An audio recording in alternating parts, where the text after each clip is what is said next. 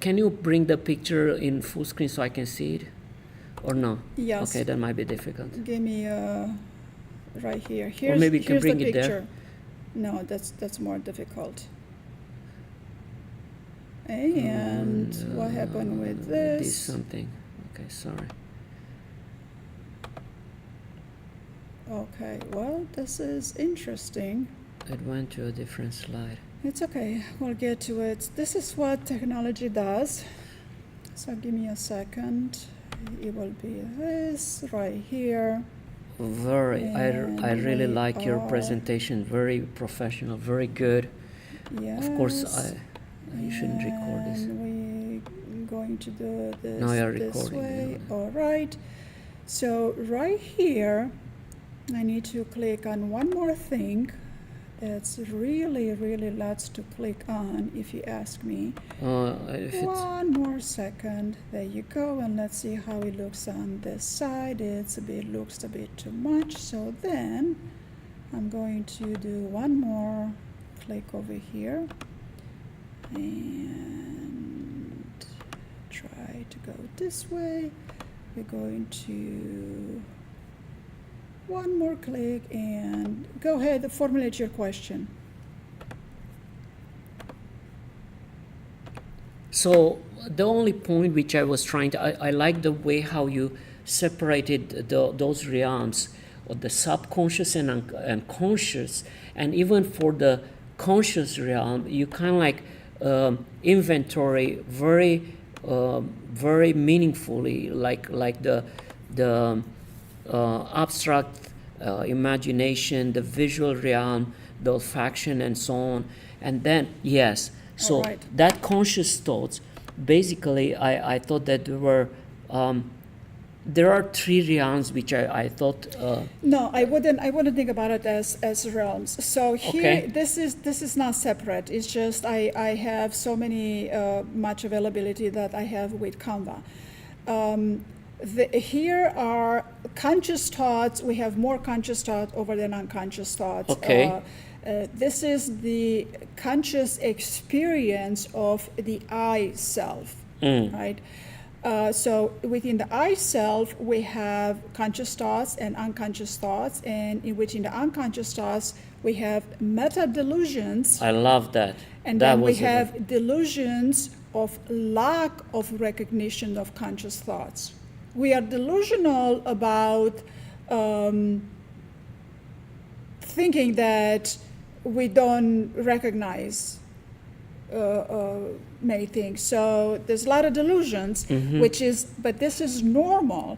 The problem is that when these delusions become pathological, right? Okay, so if you come back a second, so what is the delusion? Is the in alignment with reality, like a persistent, unchanged. It's unconscious thought. It's persistent, unchanged, kind of like you have no capacity to understand reality. You are not aligned with it, and you don't change. My reasoning with you would resist reality.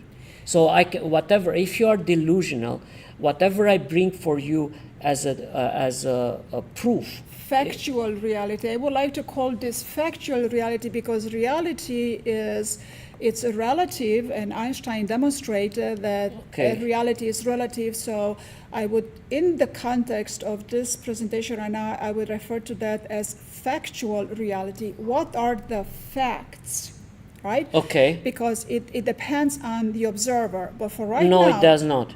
It does. I mean, that's very theoretical. I have a reason. I can tell you what I'm thinking. Maybe we have misunderstanding in the way how we see it. Yes, well, of course we do, because it's relative. But right now, let's go over. Let's I can tell you the conscious thoughts. So unconscious thoughts, because this is a very fascinating. This is a very fascinating aspect. And this picture, it took me a while to make this picture, and I still have work to do on it, because it's easier to do by hand. It's not as easy to do with the computer. So here we have, in this gray area over here, we have the me self at a higher level of phenomenology, which is subjective. Okay. And in between in the white area right Yes. here, we have the me self at a lower level of phenomenology, which is objective. Okay. Right? So the object, what is the object? The object is that which you touch. Subject, It's not objective. It's not objective. Okay, It's so still subject of.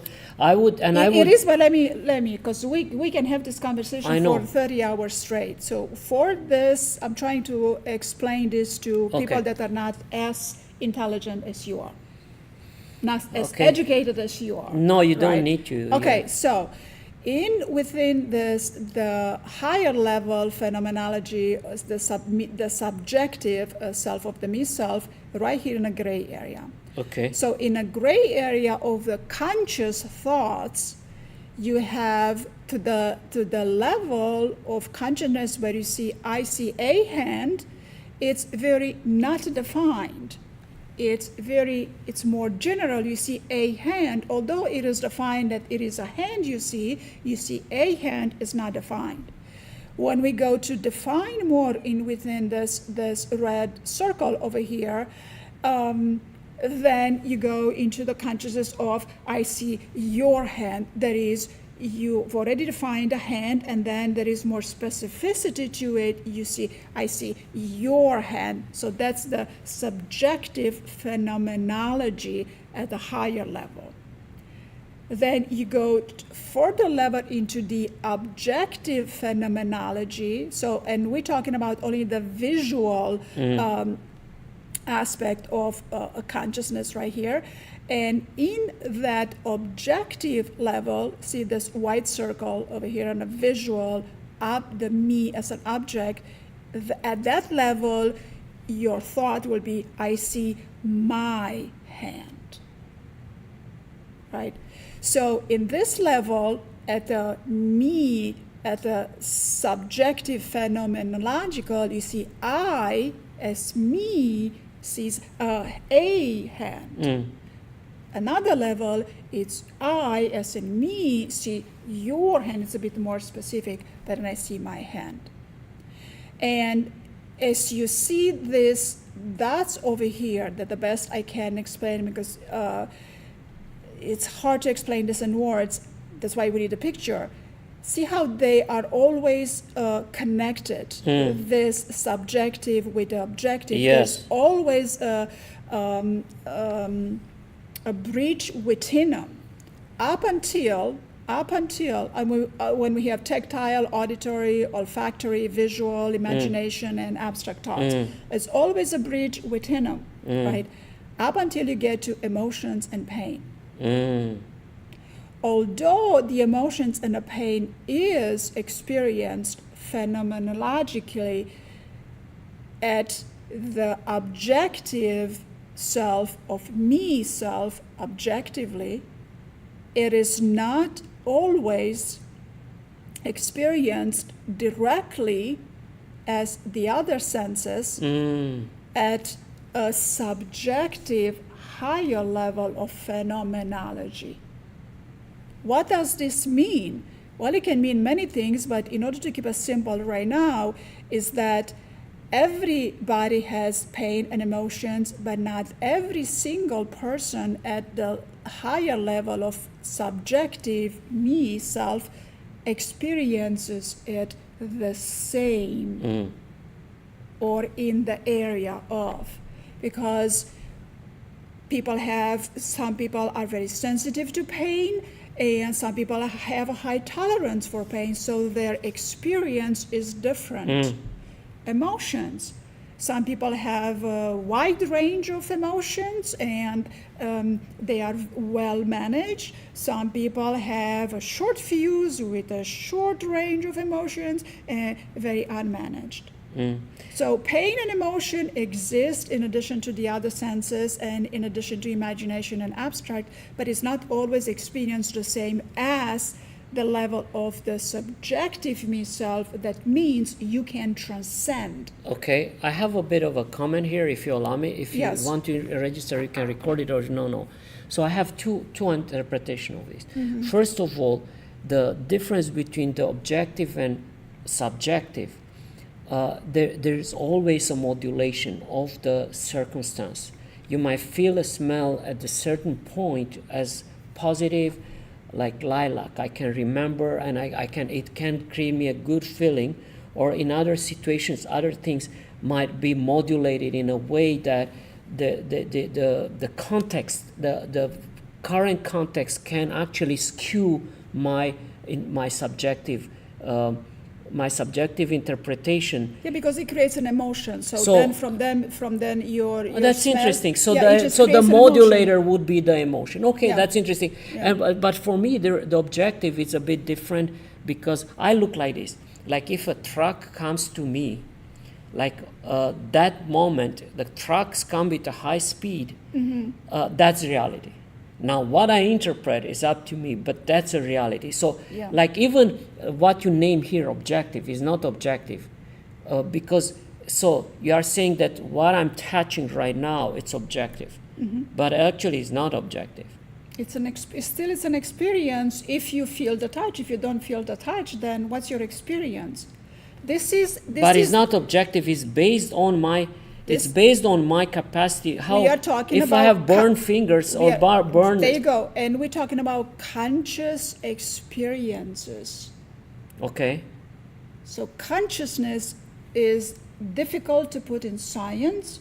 What you are describing, you are correct. But right here, we're talking about conscious experience. But it doesn't mean, so it's a place where delusion can occur. We are drifted. We are not, like, I think even we claim that what we are touching is objective, actually it's still subjective. I would be careful about saying that what I touch is objective, because ultimately only if it's aligned with reality, then it's objective. But many times we are skewing. Yes, it's right here. It goes, these three levels that we talked about, I see a hand, your hand, my hand, applies the same to the olfactory. Okay. Applies the same to the smell. It can be, I smell something, I smell particular name a flower or a stink or a fire or something, or you begin to be more precise in what you're smelling. So within the conscious experience, there's always multiple levels. But anyhow, I found it very interesting and very thoughtful. I would say that reality is outside, so therefore I would have flipped this. I would put this one outside. It's okay, you can try your own image. I know. This we need to put a circle around it, but if we are to go back to the level of the self, who am I? Well, I am, I begin with two levels, the I self as the subject and the me self as the object. And this is defined by William James, the father of functional psychology. And very few people talk about it nowadays, but it's such an important topic, especially now in the acceleration of consciousness. Life happens so fast that we don't know what's what anymore, right? And we have to make quick decisions. So right here, in between the me self, which is the objective, we have three layers.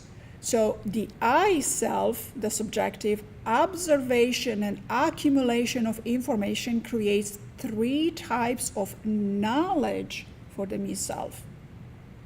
Okay. Just knowledge, material, social, and spiritual. Just knowledge as an experience. Well, delusion is not a knowledge because it's not going to be in the me self because it's a delusion, right?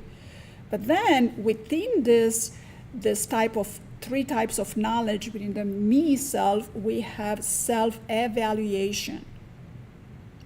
Real self, ideal self, and dreaded self. So it can get very complex when trying to understand who you are or trying to resolve something that you want to resolve within yourself. The real self, ideal, and dreaded. Real self, it's explanatory. Ideal self, it's who would you want to be, and dreaded self, as you can understand the dreaded self as the ego. But the ego has such a bad representation lately, and the ego is not the bad guy. Your choices, if behavioral choices, are the bad guy, right? So the ego is mainly the dreaded self, the part of yourself that you don't like, that you haven't succeeded. It's a judgment readout. It's a judgment. You haven't yet succeeded. So the ego, we can go over the ego in another 30 hours of discussion, but for right now, if we try to be a little gentle about the ego and understand that we have parts of ourselves that we're not successful at it yet, then let's look at what's the ideal way to be successful in that part of yourself. How do we get to do that? Well, obviously we unite. We get to understand the conscious experience of the I self as opposed to me self, and then we get to also become aware of the internal representation of reality. But the most important point that I will ever make when it comes to the self is that any forms of therapy you go, whether it's for yourself or it's for a family or it's for a couple therapy, they all seek to address the self. There are because of these layers of the social self, because here we are in the social self and the spiritual self, so we have when we are in disagreements with we don't get along with others, and that's the main source of conflict and uneasiness. Is the social self, and the social self and the spiritual self, and not spiritual as in religious, because that's not what it is, but spiritual self is defined as evaluation regarding your perceived abilities, your attitudes, your interests, your value. That's your inner core that exists without even if your physical self doesn't work properly, the spiritual self still exists. The social self is something that bothers us the most because that's the characteristics that are recognized by others. And a lot of people get in trouble, especially now with social media, like they need to be people go about needing to be famous, needing to be recognized by others, and this stems from a very deep-seated need of being need of self-esteem, of being appreciated, seen by others. And this causes a very long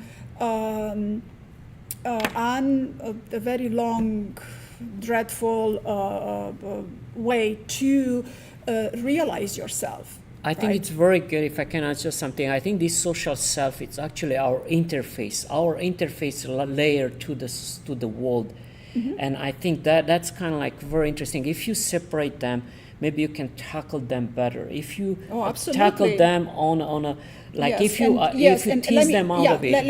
And that the social self, it's we might be familiar with Jungian therapy. Carl Jung, the father of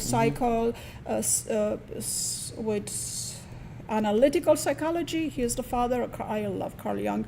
And Carl Jung talks about the anima and animus. And what do I have? What do I have Carl Jung here? I have, okay, this is, okay, I don't have any. It's okay. I don't it's have okay. Let's come here. back to. So actually, coming back to what's the point here, and what one major thing which I think would complement all these thoughts and classification is coming back to the beliefs, like unconscious beliefs, not even the sensory, but the core beliefs, conscious and unconscious beliefs, which are actually modulating almost every aspect of. It's a vicious circle. Obviously, values and beliefs, they sit at a layer of your perception, the way you perceive yourself, and you can perceive yourself so badly that it doesn't matter how good somebody else perceives you, you're still going to perceive yourself badly. Or you can, in the case of extreme narcissism, you can perceive yourself extremely positive, even though others perceive you negative, just very quickly over that. So values and beliefs are very, very important. But what happens is that we begin to have, as we age, we begin to have values that contradict each other, and we have beliefs that contradict each other. And then we have an internal contradiction. And then we have internal contradiction, then of course we're going to have contradiction at a social level, at a relational level. But I agree, it's an incongruence. And I think that occurs also when our core beliefs, either unconscious and conscious, encounter this, so the conflicts are generated also from our interaction with the society. That's social self, that interface with the social, it's actually the one major cause of conflict, but also a seed for our beliefs, because that interaction builds us. The social interactions with us builds most of our core beliefs. Yes, it does, but as we grow up and as we learn to do personal and professional development, as we understand that other people's opinion of us doesn't matter as much as our opinion of ourselves matters more. Okay. There are much to be discussed within the sentence as well. Then we begin to unite ourselves and expand. Why? Because there are needs. Everybody's perception, people have perceptions and people have needs. So someone's opinion of you might not be favorable based on their needs. What do they need in that moment, whether they are aware of it or not, right? So let's not forget about the needs, because needs are extremely important. So again, we're going back to the basic. I love this. Actually, I love this. We're going back to the basic. Abraham Maslow. This is. It's classic. That's everybody it's kind of like wants. So and of course there are lots of layers in between these layers. But we begin with biological. Right here, we begin with biological needs, which is air, water, food, sleep, excretion, homeostasis, and sex for procreation only, right? Then on the second level, we go in a level of safety, security of the body, shelters, security of the safety that has to do with your physical body, your home, your health, finances, your resources, your property, your freedom, anything that has to do with safety and security. That's a very basic once your biological needs have been satisfied. And then we go to the third level, which everybody has those needs, more or less. Then we have social needs, the belonging, the friendship, family, connections, relationship, intimacy. But if we get too attached on this, we can cause ourselves a lot of heartache and a lot of unnecessary pain.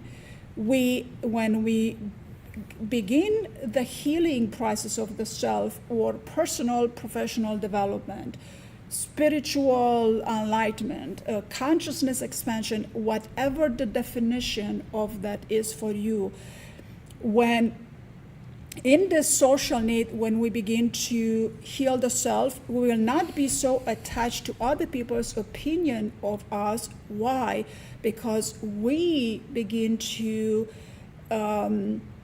know who we are, and we begin to be a source of social connection for others instead of us needing to have something. We become a provider. Being validated by by other people. Yes. I actually, for each of the 6 levels, I think every time you encounter, I know you want to go through the list, and please go. Yeah. So the number 4 would be esteem needs. Yes, this is one of the social aspect of part of the self, which you talked about earlier. And this is where, again, we get in a lot of troubles when we emphasize a bit too much over on others' opinion of us. Of course, we want to be respected.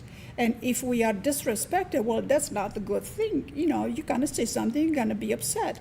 And in relational, you see this in couples or in family all the time. Well, why somebody gets upset? Well, they get upset because they've been either disrespected, or oftentimes they might be even jealous because you might have achieved something more than them. So their dreaded self is jealous of your accomplishments. I would say, for me, I think that even for all this, what is important is a balance, is a harmonious balance. Oh, absolutely. Because you cannot completely disconnect. If you completely disconnect from social feedback, means that you are a psychopath. Oh, no, we're not disconnecting. I know, I got it. I'm just saying that yeah. the balance, what I'm trying to say, that Yeah. the balance between self-esteem, it's also not good if you think that you're too good and you're the number one and whatever. That's very dangerous. First, because you're not number one, almost never. Correct. We have shortcomings. So that self-esteem can be very hurting. So there are 2 extremes. One, when you over-respond to the social feedback of whatever you are, or you are so detached from it that you think that self-esteem is everything, that you're...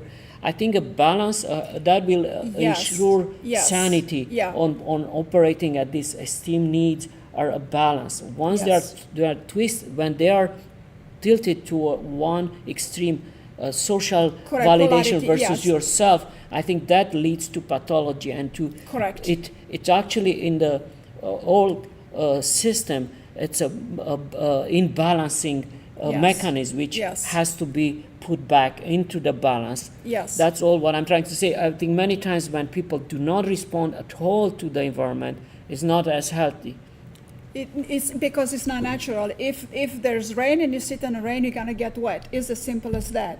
So to be able to adapt to reality. Yes, in social situation, of course, you're going to be affected by others, but don't let yourself be taken down by somebody else's opinion. It's an extreme, exactly, right? I think. So, but then we have the self-actualization need. Everybody has that. Everybody has wants to have their purpose, their knowledge, their self-fulfillment, acceptance of facts, becoming the best version of yourself. And the sad truth of the matter is that, especially now with the social media, so many people are hung up on this reputation, the social status, that they do not fulfill their self-actualization needs. That means that their dreaded self becomes even more dreader, and then more unhappy. So we ought to get in touch with our purpose, with our knowledge, be fulfilled and accept the facts, and accept the fact that no one is better than the other. You're not better than the other person, or the other person better than you at the human level. And Carl Jung clearly established that. What is better, their behavior, their title, their size of the house, their size of the car, their size of the bank account, the size of the heart, the size of their kindness. Well, that's good enough. Well, that's good enough things to say that you are not the same. Like, I have a bit different opinion. I think it's more healthy to acknowledge that we are not the same and we are not equal. I think that's more healthy than saying that I'm equal with everybody else. That's all. I did not say equal. See, that's your misunderstanding of when I said you're not you're better not than better than someone. It Well, doesn't mean we're not better than, we're not the same, but we're not better than. I have a bit of a different opinion. I think we are better than others, or we are less than others, as we are better than ourselves in time, or less good than ourselves. At the I level, at the higher of the I level and the me level, at this experience, you are not better than nobody else. You have different responsibility, different titles. You are better at something some aspects. Yes, but and so other people are better than me.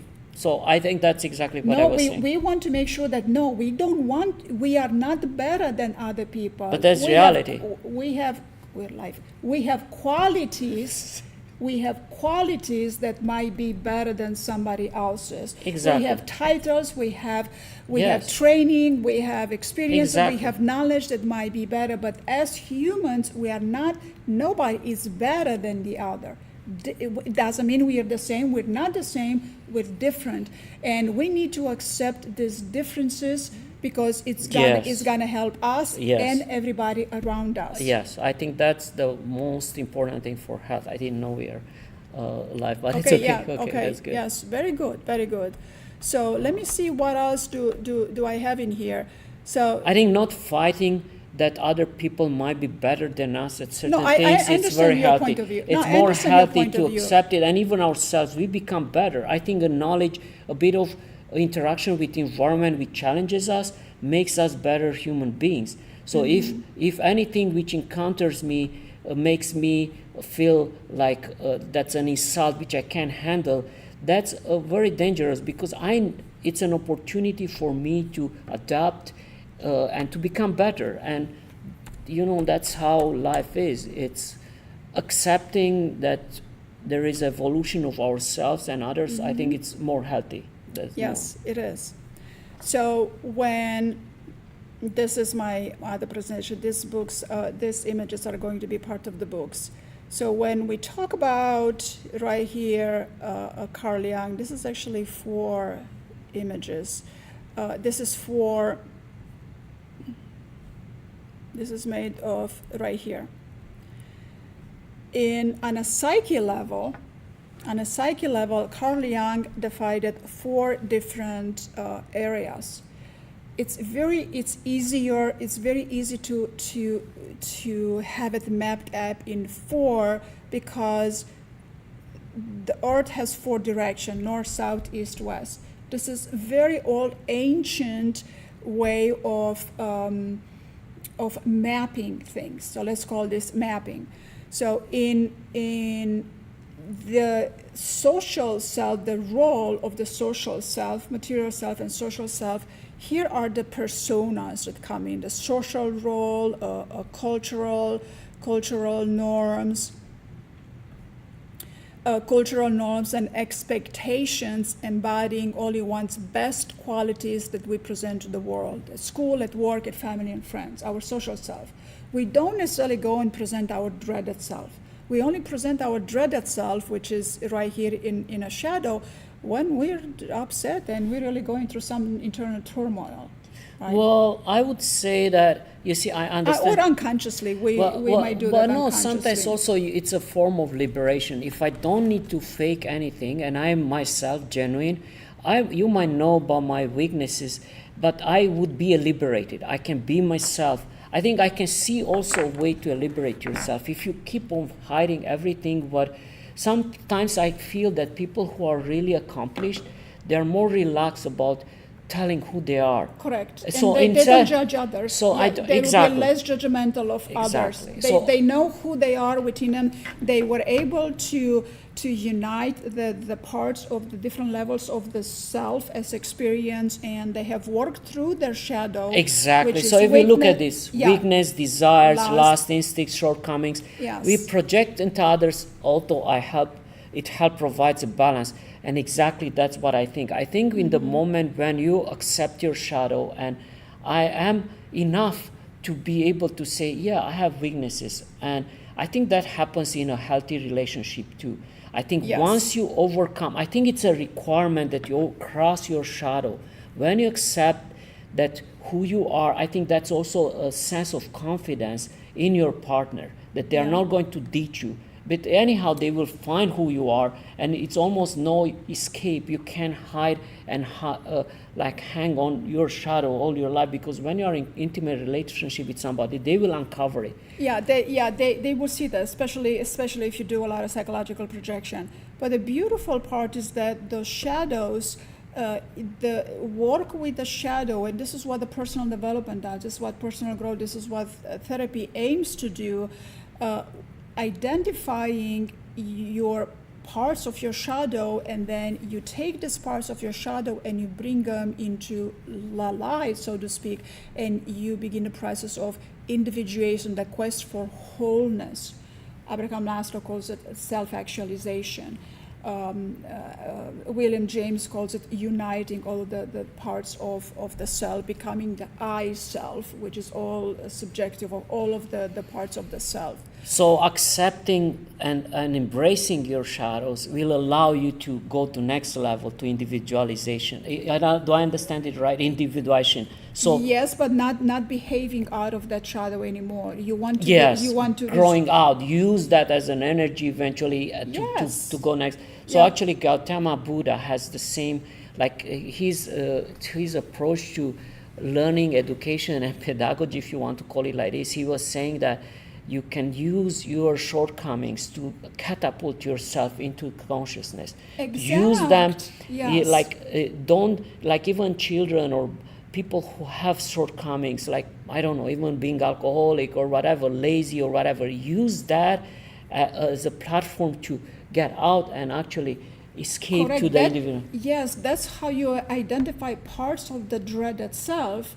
And you say, oh, this is the parts I haven't been successful. Oh, that's the part of the shadow. And use it to escape, and Correct. that energy. Use it as fuel. Exactly. Use it as fuel. Because usually that's we motivation. create. I'm sorry. So usually these are loops, amplifying loops, and actually those loops, like if you look at from system thinking point of view, this everything what we do, there are processes which we are amplifying, and these circular loops can amplify us or every single things what we do. Like for example, self-destruction habits are actually, they're loops, amplifying loops, and sometimes that they're the energy is very high. To smoke or do something, it sometimes requires a lot of effort, and actually if you can use that to catapult you to the next, if you are conscious about it. So I mean, that's kind of like things which I love in Gautama Buddha's approach. Then to some extent also Jesus was saying like this,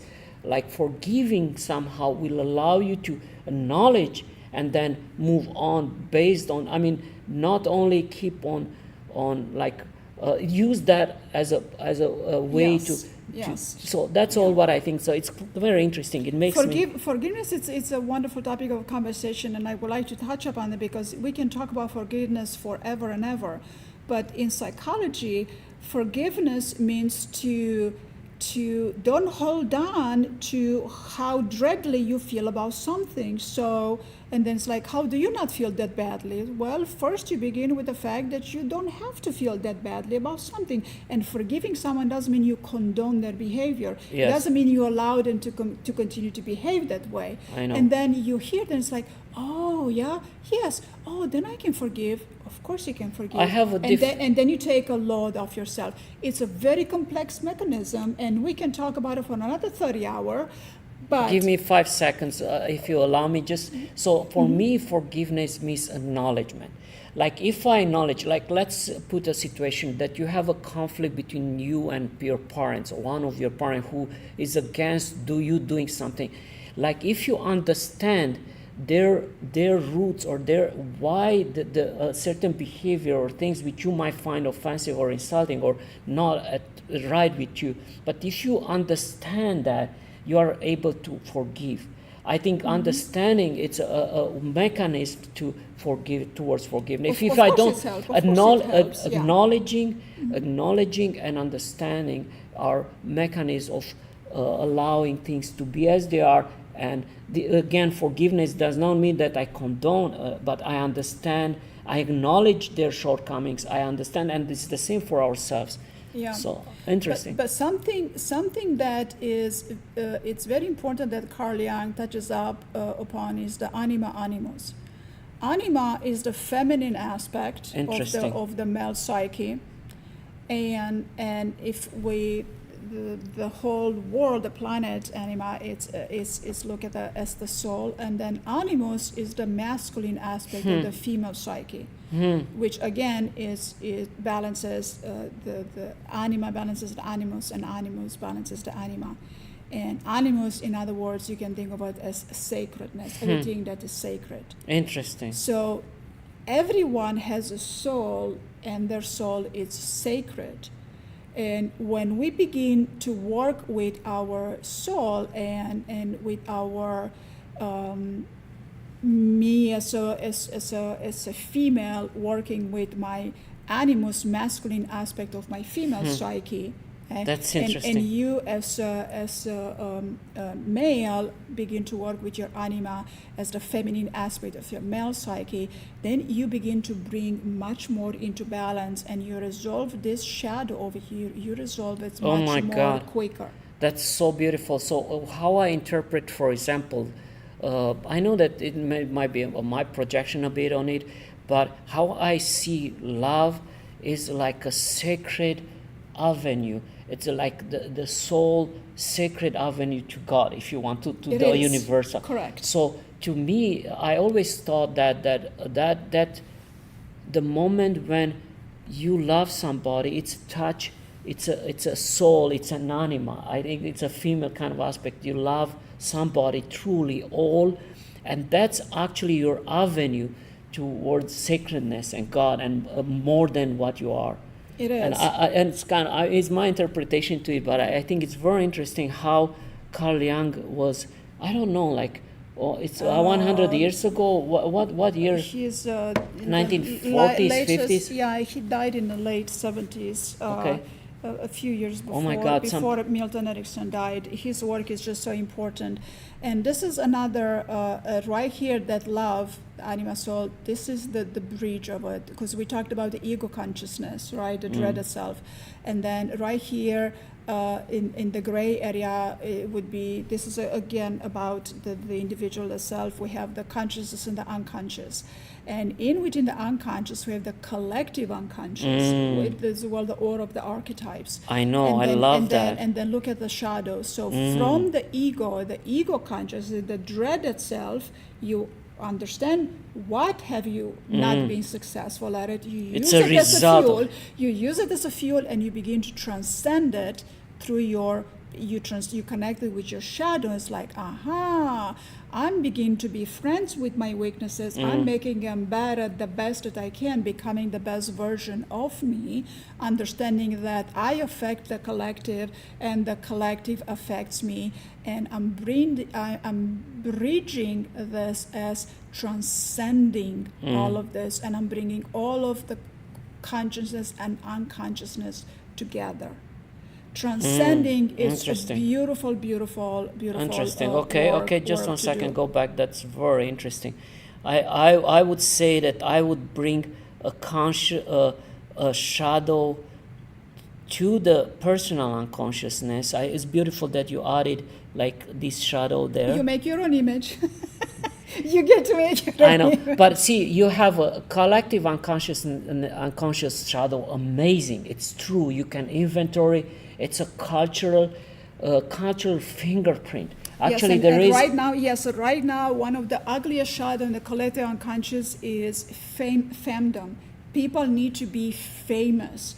And because of the social media, it is such a trigger because a lot of people have things to offer, but then it drags them into the dreaded parts of the self, and they have a need to become famous, and they have, not you, but most people, and it's tragic. They need to have a lot of likes, and they need to have a lot of viewers, and they need to become famous, and this causes a lot of unnecessarily pain for others. And nowadays with the social media, because of the digitalization, you can become very famous in social media very quickly. With the right amount of money, we can get lots of viewers, lots of likes, lots of metrics on social media. My recommendation for those who have difficulties with that, let it be. Do what you need to do, give what you have to give, let the social media do what it does. Your value is not measured by social media metrics. And for me, I look to see what's the root of it, what is driving, and for me it's very simple. I look at the very simple biological needs of reproduction. So you have to understand that all these beings who are in social media, they need to reproduce. That reproduction is hierarchy based. If you are a man and you are in a higher echelon, by any means, you are more noticed. Most men are even not observed that they exist by women.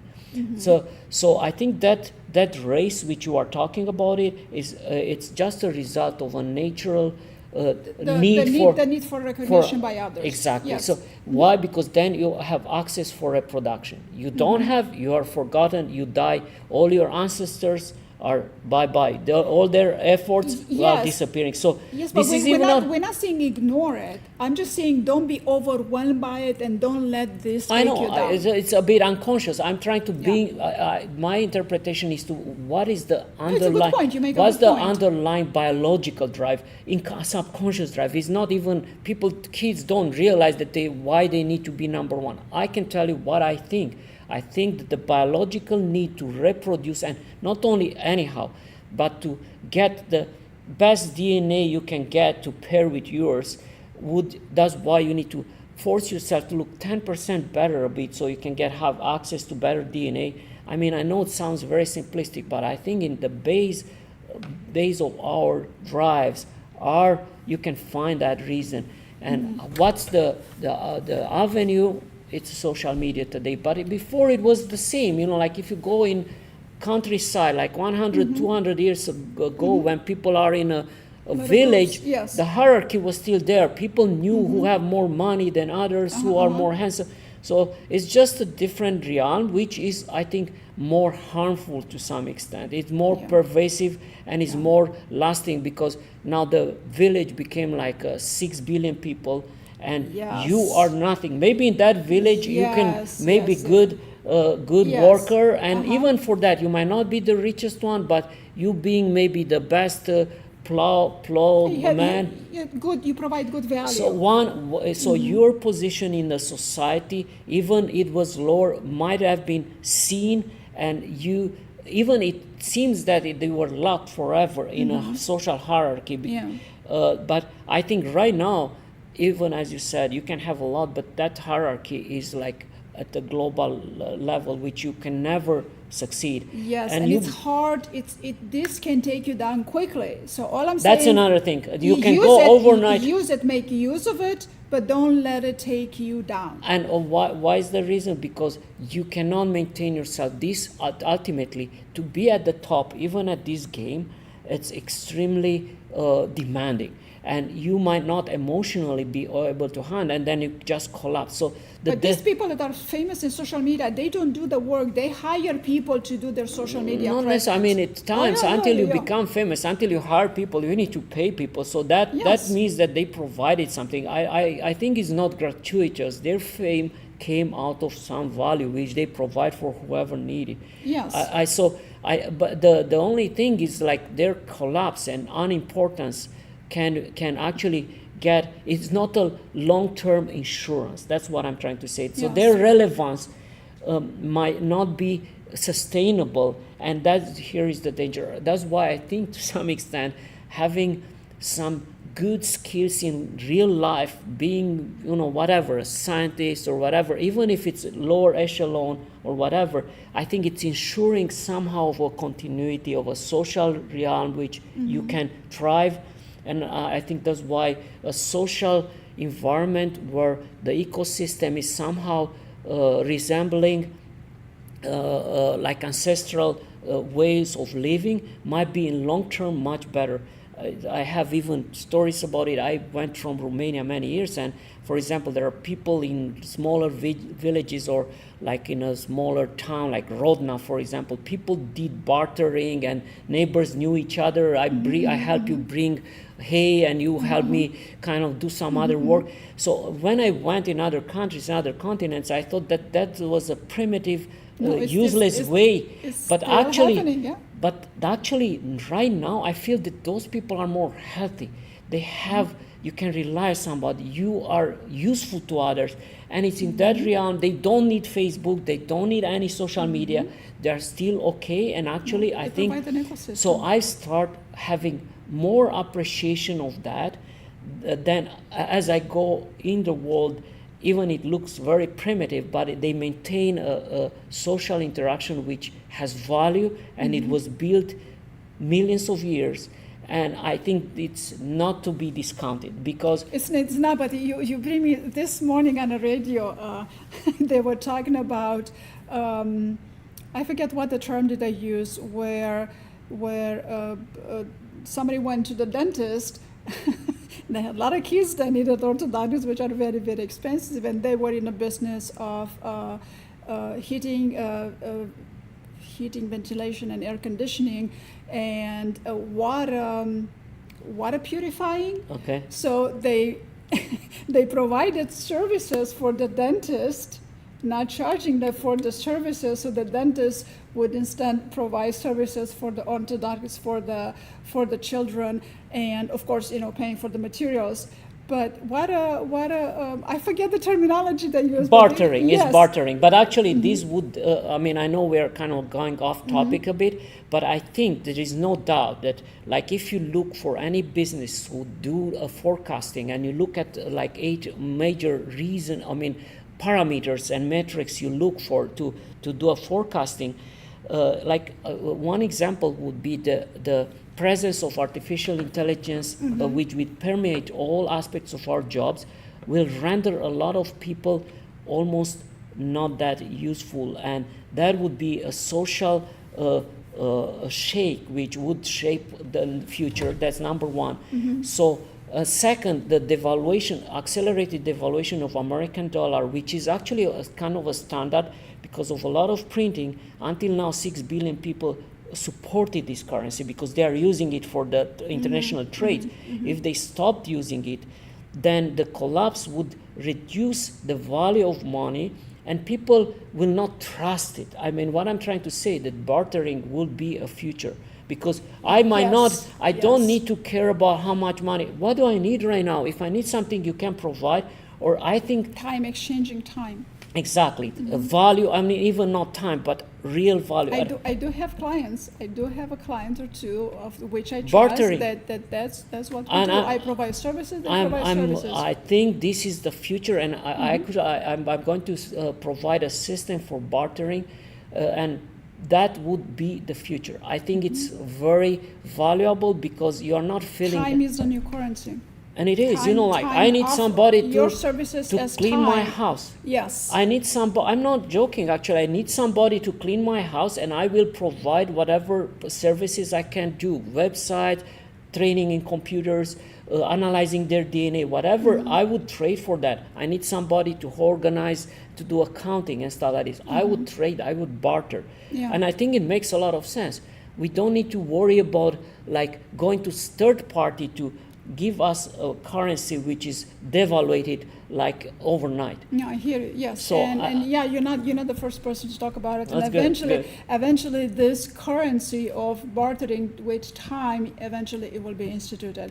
Because if you take away money out of the equation, and then you are not paid by the title, then you go do what you want to do, because a lot of people go and become big titles and they don't necessarily enjoy what they do. They're not passionate about what they do. I agree. They just do that because it makes good money. Oh, makes sense, but because they are amplified. But for the real bartering, I think that would be a very sane, it's actually ancient, it goes back to actually what happened in history many times. Even 100 years ago, I just give you an example, even in Romania, 30, 40 years ago, even now, there are places where people in small villages just barter. That's all what it is. And it's healthy. Yeah. I don't think it's something which gives you a self of accomplishment if you help your neighbor. Yes. And I think it makes a lot of sense. Yeah. So I think that might alleviate a lot of social alienation, which TikTokers and big influencers, and the idea that you necessarily need to have millions of dollars to really be happy, because actually there is even a syndrome, Magneto syndrome or something like Magneto. It's a person from cartoons where the guy have everything but he's unhappy. No. But you bring up a good point, because it has already been demonstrated to us that people can become famous without big titles and without big jobs. just by being likable. So becoming likable is not necessarily easy to do. And in order to become likable, you have to well, either you become I think you need to be useful.